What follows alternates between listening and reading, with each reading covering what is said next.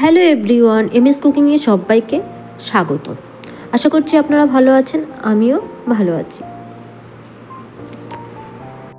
আমার চ্যানেলে আরও একটি পর্ব দেখার জন্য আপনাদের আমি ওয়েলকাম জানাচ্ছি। রেসিপিটি ভীষণই সহজ এবং খুবই অল্প সময়ে এরকম আলু পটলের ভাজা রেসিপি তৈরি হয়ে যাবে। খুবই চটপটি এই আলু পটলের রেসিপিটি। এটা কিন্তু রুটি পরোটার সঙ্গেও ভালো লাগে, আবার গরম ভাতের সঙ্গেও বেশ ভালো লাগে। তাহলে চলুন আজকে রেসিপিটি চটপট বানিয়ে ফেলি। তো প্রথমে আমি এখানে কড়াই নেব, তার মধ্যে সরিষার তেল দিয়ে দেব। তেলটা গরম হলে আমি এখানে ছোট ছোট করে সরু সরু করে পেঁয়াজ কেটে রেখেছিলাম, পেঁয়াজগুলোকে দিয়ে দিয়েছি। আর এখানে আমি আলু আর পটলকে কেটে নিয়েছি লম্বা লম্বা করে। আপনারা চাইলে এখানে কালো জিরেও ব্যবহার করতে পারেন, তো আমি এখানে করলাম না। এখানে আমি শুধুমাত্র পেঁয়াজ দিয়ে ভালো করে পেঁয়াজটাকে ভেজে নেব। তারপরে ভাজা মোটামুটি হয়ে গেলে আমি দিয়ে দেব আলু আর পটলগুলোকে। পটল আর আলুগুলোকে কিন্তু আমি লম্বা লম্বা করে কেটে নিয়েছি। নিয়ে আলু আর পটলগুলোকে ভেজে নেব। আর দিয়ে দেব একটা ছোট সাইজের টমেটো।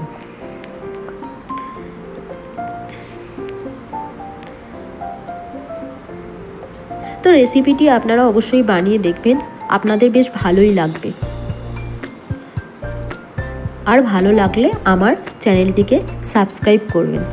নতুন কোনো বন্ধু হয়ে থাকলে চ্যানেলটিকে সাবস্ক্রাইব করবেন, আর পুরনো বন্ধু হয়ে থাকলে কমেন্ট করে অবশ্যই জানাতে ভুলবেন না। তো আমি এখানে হলুদ গুঁড়ো আর লঙ্কার গুঁড়ো আর পরিমাণ মতো নুন দিয়েছি, দিয়ে ভালো করে মিশিয়ে নিয়েছি মশলাগুলো। আমি এখানে ঢেকে রাখবো কিছুক্ষণ। ঢেকে যখন ঢাকনাটা খুলবো 5 মিনিট পরে দেখব পটল আর আলু থেকে রসগুলো বেরিয়েছে।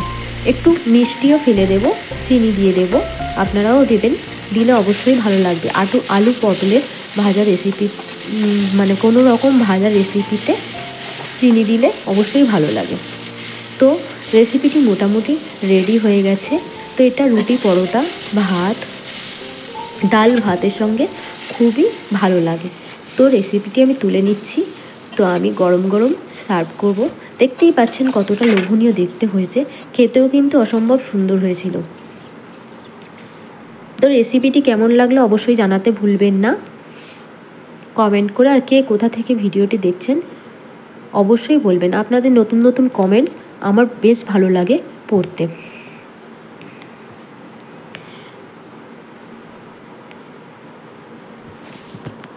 আমার ভিডিওটি যদি ভালো লাগে থাকে প্লিজ লাইক কমেন্ট আর শেয়ার করতে ভুলবেন।